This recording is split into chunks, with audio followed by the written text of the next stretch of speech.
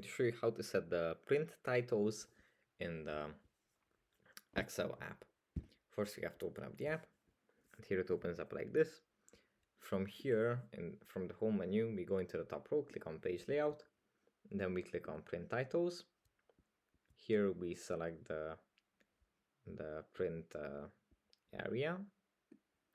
It's going to be from here till here. Click on enter,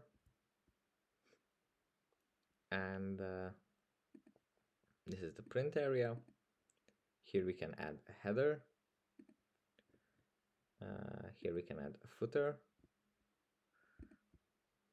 And then here we have the page, which we can adjust, the margins, and the complete setup. Then we can just click on OK, and that's basically it. Thanks for watching, and I'll see you in the next one. Bye.